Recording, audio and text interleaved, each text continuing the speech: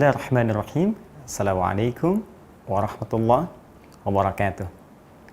Alhamdulillah wassalatu wassalamu ala Rasulillah wa ala alihi wa sahbihi wa man walah wa ba'du. Saudara-saudariku, apa kabar? Saya bermohon pada Allah Subhanahu wa taala semoga kita senantiasa disehatkan, dirahmati dan diberkahi oleh Allah Subhanahu wa taala. Khusus di hari ini, hari kelima di bulan Ramadan, tentunya kita semua bermohon kepada Allah semoga seluruh ibadah yang telah kita tunaikan dari sejak awal pertama Ramadan hingga hari kelima ini berkenan diterima oleh Allah Subhanahu wa taala insyaallah. Baik, pada edisi Aku Suka yang kelima ini kita akan coba lanjutkan pembahasan di pertemuan yang lalu tentang satu keutamaan ibadah yang terdapat di bulan Ramadan yang disebut oleh Nabi Sallallahu Alaihi Wasallam dengan qama Ramadan atau qiyam Ramadan. Qiyam Ramadan. Ini sangat menarik karena ibadah puasanya disebut siyam. Ya, ibadahnya disebut siyam dalam arti puasa. Kemudian satu ibadah dalam konteks berpuasa ini yang tidak kalah penting sehingga redaksinya pun diserupakan dengan yang ini dalam hadis Al-Bukhari riwayat Abu Hurairah ini nomor ke-38, ini nomor ke-37 ya dalam kitab Siyam yang ini redaksinya man shoma ramadhana imanan wa ihtisaban ghufira lahu ma taqaddama min dhanbi, yang ini man qama ramadhana imanan wa ihtisaban ghufira lahu ma taqaddama min dhanbi. Secara singkat, kemarin kita telah uraikan bahwa ibadah qiyam ini berupa salat yang ditunaikan di malam-malam Ramadan yang memberikan dampak luar biasa berupa anugerah Allah Subhanahu wa taala yang bisa menggugurkan semua dosa-dosa yang pernah dikerjakan dari sejak balik sampai proses qiyam itu dilangsungkan. Artinya ketika kita menunaikan sholat dimaksud sesuai dengan ketentuan yang dicontohkan, dituntunkan oleh Nabi SAW, berpeluang muncul makna Ramadan dalam arti membakar, menghanguskan seluruh dosa-dosa kita sehingga Allah berkenan mengampuni apa yang telah kita kerjakan dari kesalahan yang diperbuat di masa-masa yang lalu. Nah, di pertemuan yang lalu kita telah ketahui bahwa formulasi bilangan sholat ini bilangannya ya pertama tidak terbatas dikerjakan berdasar hadis riwayat Muslim dari sahabat Ibnu Umar radhiyallahu taala anhuma nomor hadis 749 telah kita tuntaskan pertemuan lalu. Namun demikian standar bilangan standar ya dari Nabi sallallahu alaihi wasallam yang bisa dilacak lewat hadis-hadis yang sampai kepada kita adalah berdapat 11 rakaat ya dengan formulasi bisa 2 plus 2 plus 2 plus 2 kemudian 1 ya. Kalau Anda ingin jadikan ini 2 plus 2 plus 2 plus 2 plus 2 10 ya. Bilangan rakaat qiyamnya ditambah dengan 1 untuk witirnya. Bisa juga kalau Anda tunaikan 2 ini 48 plus 3 ya. Jadi di sini bisa 8 plus 3. Bisa formulasinya kita ambil 4 plus 4 ya, kemudian plus 3 berjumlah 11 rakaat.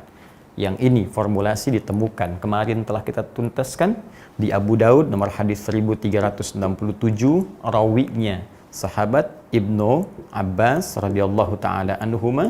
Sedangkan yang ini ditemukan dalam kitab Sahih Al-Bukhari riwayat Ummul Mukminin Sayyidah Aisyah radhiyallahu taala anha nomor hadis 2008. Nah, di sini kita berhenti kemarin tentang jumlah bilangan salat malam yang disebut dengan qiyam itu. Sekarang yang akan kita fokus bahas adalah tentang sifat, cara bagaimana Nabi menunaikan salat dimaksud. Seperti apa bacaannya, seperti apa beliau dalam proses penunaiannya, sehingga dengan itu bisa meraih apa yang dijanjikan oleh Allah melalui lisan Nabi SAW, ampunan yang diturunkan dalam proses penunaian salat dimaksud. Baik, kalau kita melihat kembali keterangan hadis dari Sayyidah Aisyah radhiyallahu taala anha yang tercantum dalam kitab Sahih Al-Bukhari, ya, yang menjelaskan tentang sifat salat malam Nabi sallallahu alaihi wasallam, ya, ketika beliau ditanya oleh beberapa orang sahabat, ya, tersebut dalam riwayat ada sahabat Abdullah bin Mas'ud radhiyallahu taala anhu, Hudzaifah al-Yamani radhiyallahu taala anhu, juga nanti ada sahabat Ubay bin Ka'ab radhiyallahu taala anhu. Ya, ja'u ila sayyidati Aisyah radhiyallahu taala anha, mereka datang kepada Sayyidah Aisyah radhiyallahu taala anha untuk bertanya tentang sifat salat malam Nabi sallallahu alaihi wasallam. Selain menyebutkan tentang bilangan yusalli arba'an, thumma yusalli arba'an, thumma yusalli thalathan, ya, beliau salat 4 rakaat, kemudian 3.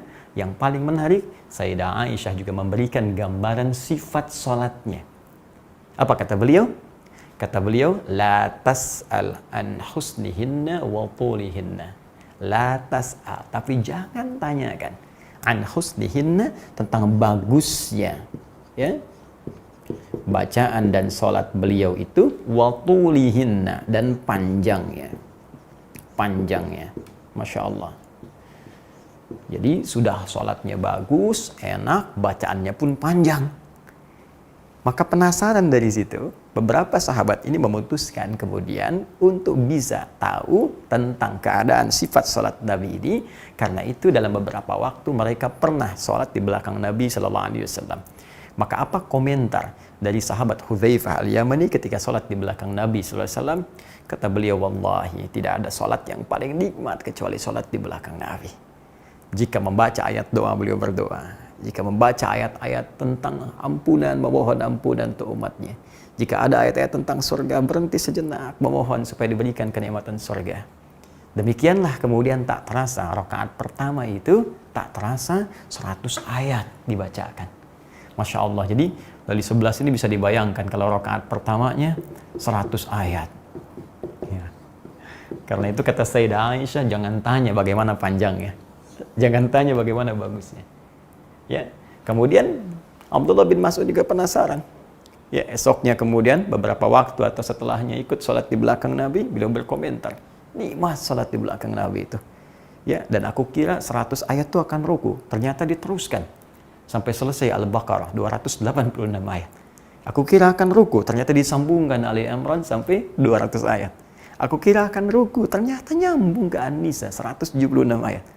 Ternyata satu rakaat itu dalam periode beliau jadi makmum di belakang Nabi itu ternyata 5 juz 4 halaman baru ruku. Anda terbayang. Jadi pengalaman sahabat Abdullah bin Mas'ud radhiyallahu taala anhu salat di belakang Nabi satu rakaat bisa 5 juz 4 halaman. Masya Allah. Terbayang ya? Nah, ini kualitasnya. Jadi Anda bisa nggak bayangkan dari sisi bilangan ini yang terkait dengan panjang bacaan ayatnya, kira-kira kalau sekarang ada imam, kemudian makmumnya di belakang, bisa bertahan nggak kalau imamnya membaca rakaat pertama 100 ayat, rakaat kedua 100 ayat, sampai sholatnya misalnya 11 rakaat. Saya kebayang nggak? Kira-kira mohon maaf ini ya, kira-kira ketika imam kemudian salam, lihat ke belakang, berapa yang tersisa? Jangan-jangan yang tersisa malaikat yang tak nampak. Ya, begitu assalamualaikum, jamaah sudah bubar semua. Baik. Nah, ini yang saya ingin maksudkan, ini yang menjadikan kemudian sepeninggal Nabi Sallallahu Alaihi Wasallam, kemudian Islam semakin meluas. Beberapa sahabat melihat bahwa kualitas umat setelahnya tidak seperti umat-umat sebelumnya yang bisa bertahan lama dalam sholat, yang bisa bernikmat-nikmat dalam menunaikan sholat malam. Ya, ternyata ada yang tak mampu bertahan lama. Akhirnya Umar bin Khattab radhiyallahu taala anhu menginisiasi bagaimana caranya tetap bertahan bacaannya bisa panjang 100 ayat atau 5 juz, itu kan tidak hilang dalam suasana salat ini. Tapi orang juga tidak mampu harus bertahan lama-lama berdiri, maka bagaimana berdirinya masanya bisa dikurangi tak terlampau panjang, tapi kemudian ayatnya pun tak berkurang. Maka Umar yang jenius itu melihat kembali hadis Nabi Sallallahu Alaihi Wasallam yang di hadis Muslim itu, nomor hadis 749. Kata Nabi, salatul laili mathna mathna. Salat malam itu, teman-teman sekalian, ingat kalimat Nabi-nya, tunaikan 2 rakaat, setelah itu 2 rakaat, setelah itu 2 rakaat, tak ada batasnya. Yang penting kalau khawatir fajar akan segera tiba. Jadi sebelum fajar, bukan setelah fajar. Nggak ada sholat malam setelah fajar. Jadi batas berhenti malam itu fajar tiba, itu malam selesai. Khawatir malam segera tiba, segera tutup dengan witir 1 rakaat. Ini menunjukkan nggak ada batas bilangan. Karena itu beliau melihat Ramadan itu kan bulan Quran. Makanya yang dicari itu banyak bacaannya. Nabi memperbanyak karena Ramadan bulan Quran. Pahala banyak. Dan di antara amalan yang cepat menghadirkan pahala itu baca Al-Quran. Salat 1 kali selesai 10. Ya, sekali selesai 10. Man ja'a bil hasanati falahu asyru amthaliha. Siapa yang mengerjakan 1 kebaikan hasanah dapat 10 pahala. Dan salat disebut hasanah. Innal hasanati yudhibnas sayyiat. Itu di Quran surah ke-11 ayat 114. Jadi baru selesai kita dapat 10. Ramadan kali 10 lagi. Tapi baca Quran setiap hurufnya 10. Man qara'a harfan min kitabillah falahu asyru hasanat. Siapa yang bisa membaca 1 huruf saja dari kitab Allah, Al-Quran, dia padanannya dapat 10. Ya, bayangkan, bismillahirrahmanirrahim 19 kali 10 berapa? Sekarang 100 ayat. 1 ayat saja berapa huruf? Karena itu saat Ramadan, Nabi mengajarkan kepada kita banyak baca Quran supaya pahala melimpah kepada kita. Karena itulah dalam sholat malamnya, beliau memperbanyak bacaan ayatnya, sehingga memberikan contoh kepada kita akan banyak limpahan rahmat didapatkan dari Allah Subhanahu wa Ta'ala. Umar membaca, saya nggak ingin kehilangan ini. Karena itu, jalan bagi beliau, bagaimana menetapkan bilangan ini, tapi berdirinya terasa ringan dari sebelumnya. Maka yang tadinya 1 rakaat itu 100 ayat, Masya Allah, bagi 2 nih, 50-50, pecah 2. Dari 1 bagi 2 pecah. Jadi 100 ayat ini yang tadinya dikerjakan 1 rakaat, kemudian dijadikan dalam 2 rakaat, dipecah. Pertama 50, kedua 50. Akhirnya bilangan yang tadinya 10 plus 1, yang ini witir, ya 10-nya yang salat qiyamnya, ini yang witirnya, ya. Karena yang ini dibagi 2, otomatis ini pun kemudian dipecah jadi 2, ya. Dikalikan kepada 2, karena setiap satunya 100 ayat, jadikan 2, 50-50. Untuk 50-50 otomatis karena 1 jadi 2, maka 10 pun dikalikan 2.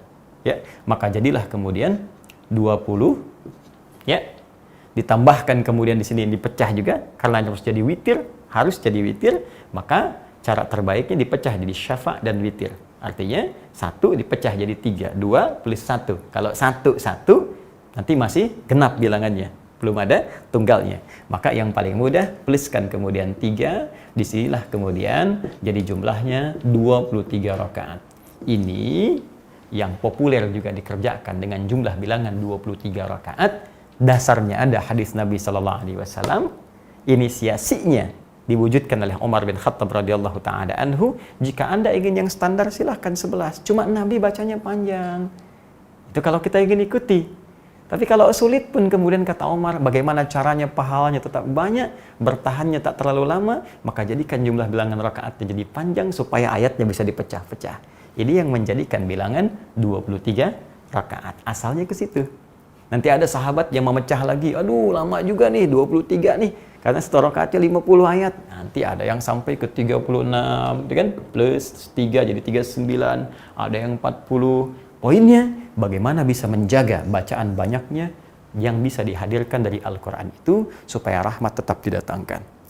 Nah, kalau cara berpikirnya begini, ingat, kualitas zaman ketika berubah ke masa setelahnya tentu akan berbeda, kata Nabi, dengan kualitas zaman sebelumnya.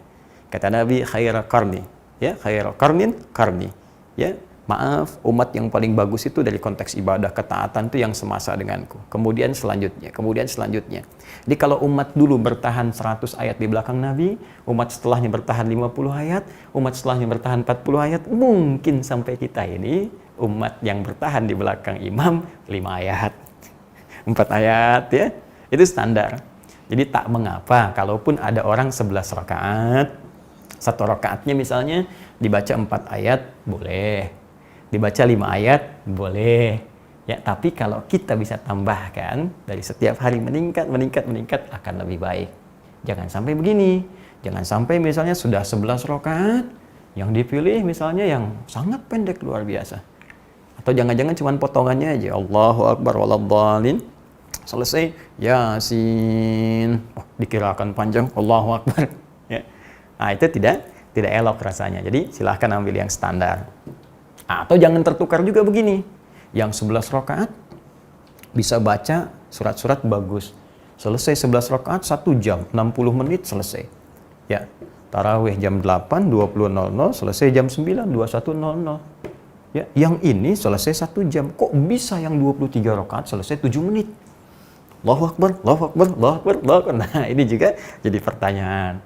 Ya, jangan jadikan dalil khusus untuk yang umum. Kita ambil spesifikasi dulu. Tapi kan ini beda Ustaz, kualifikasinya ini begini ya. Silahkan, itu mungkin golongan khusus. Tapi nggak bisa kita jadikan sebagai tataran umum dalam gambaran sholat yang dituntun oleh Nabi dengan satu ketentuan tertentu, dengan syarat-syarat dan keadaan tertentu. Jadi saya ingin ambil poinnya bahwa dalam konteks penunaian 11 ataukah 23, ini contohnya ada diikat dengan dalil-dalil, tersambung sampai ke Nabi SAW dan tidak perlu menjadi bahan perdebatan. Awas, ini nggak ada kaitan antara NU Muhammadiyah. Ya, yang Muhammadiyah 11, yang NU 23. Apa yang ingin katakan nih sahabat ini NU, sahabat ini Muhammadiyah, kan tidak. Jangan ya. Baik, dan kita saling menghormati. Alhamdulillah, ada saudara kita dari NU, kita hormati. Saudara kita yang Muhammadiyah, kita hormati. Masya Allah, kalau semuanya bisa rukun dengan baik, maka akan kuat dan dahsyat ya kerukunan keislaman di Indonesia ini, memberikan inspirasi. Ya, inspirasi bukan hanya untuk umat di dalam, tapi juga insya Allah untuk di dunia. Itu poinnya. Nah, sekarang bagian terakhir yang ingin kita ungkapkan di konteks sholat ini, Ustadz, selain bacaannya tadi bagaimana keadaannya Nabi ketika sholat kepada makmum? Ternyata kata sahabat itu Masya Allah, enak. Bacanya terasa menyentuh kepada jiwa. Ada getaran dalam roh kita. Dan setiap selesai 2 rakaat beliau, ya, ataupun 4 rakaat dalam riwayat Sayyidah Aisyah, duduk dulu, santai dulu. Zikir dulu, Allahumma innaka afuwun tuhibbul afwa fa'fu anni. Setelah itu bangkit sholat lagi, santai. Sesuatu yang dikerjakan dengan santai, yang setiap gerakan dan bacaannya ada pengaruh kepada roh, kepada jiwa. Roh itu disebut dengan tarwihah dalam bahasa Arab. Tarwihatun. Nah, seperti ini ya. Tarwihah. Tarwihatun. Tarwihatun. Ya. Rawahai, rawihu tarwihah. Akar asalnya kata roh. Sesuatu yang menenangkan, berdampak kepada jiwa. Santai, enak. Jadi begitu dibaca itu ada getaran ke jiwa kita. Baca ayat-ayat surga, pengen ke surga. Baca ayat neraka, takut, ingin tobat. Sehingga minta ampun pada Allah. Mengalir, tak sadar air mata kita mengalir. Ampuni saya Allah yang selama ini jauh darimu. Selama ini jarang ibadah. Selama ini nggak sadar kalau kematian itu mengintai. Selama ini nggak sadar kalau semua yang ada pada diriku akan dihisab. Tiba kemudian jatuh air mata kita. Itu yang dimaksud tarwihah namanya. Kalau sekali dikerjakan. Tapi kalau 2 kali dikerjakan, 3 kali dikerjakan, 4 kali dikerjakan, 11 kali dikerjakan, 23 kali dikerjakan, maka bentuknya jama' dari tarwihah menjadi tarawih. Ini asalnya. Ya. Tarawih. Nah, inilah kemudian yang kita kenal dengan sholat tarawih. Jadi sebetulnya sholat tarawih itu yang disebut qiyam tadi. Jadi tarawih itu sifatnya. Kalau ingin menunaikan sholat ini sehingga mendapatkan manfaatnya yang disebutkan oleh Nabi tadi, berpeluang diampuni dosa kita, nyaman roh kita, maka kerjakan dengan tarawih. Kerjakan dengan tenang, jangan buru-buru. Kerjakan dengan nyaman. Sehingga kalau ada imamnya baca bacaan yang bagus sehingga terkesan kepada jiwa makmumnya. Dibacakan dengan santai, duduk dulu, doa dulu sehingga terasa kenikmatannya. Jadi begitu kenikmatan itu dirasakan, itu yang mendatangkan ampunan Allah Subhanahu wa taala. Ghufira lahu ma taqaddama min dzambi. Jadi jangan sampai terjadi begini, hanya Anda bangun, sholat, tapi ke jiwa nggak ada perubahan, ke hati nggak ada rasa. Itu yang diisyaratkan Nabi, rubba qa'imin laisa lahu min qiyamihi illa sahar. Ya, kata Nabi, nanti tidak sedikit ada orang bangun menunaikan qiyam, tapi nggak dapat apapun dalam qiyamnya kecuali lelah saja berdiri, begadang saja menghabiskan malam, lelah. Itu yang dikhawatirkan oleh Nabi sallallahu alaihi wasallam dan hadisnya sahih. Hadisnya sahih. Karena itu para ulama mempopulerkan nama tarawihnya dibandingkan dengan qiyamnya karena orang sudah mengerti semua bangun itu pasti qiyam, tapi tidak semua yang qiyam bisa punya sifat tarawih. Seakan ingin mengatakan kepada kita, kalau Anda bangun di malam ini, jangan sia-siakan. Karena belum tentu semua malam itu bisa Ramadan. Kerjakan dengan tarawih. Itu maksudnya. Nah sekarang, apakah mengerjakan tarawih di masjid sama dengan di rumah? Khususnya dalam situasi lockdown seperti ini. Nah, bagaimana cara kita mempraktekannya? Itu yang akan kita jawab di edisi Aku Suka yang ke-6 esok hari menjelang buka. InsyaAllah. Demikian yang saya sampaikan. Semoga bermanfaat. Mohon maaf jika ada khilaf. Subhanakallahumma wa bihamdika asyhadu an la ilaha illa anta astaghfiruka wa atubu ilaik. Wa akhiru da'wana alhamdulillahi rabbil alamin. Assalamualaikum warahmatullahi wabarakatuh.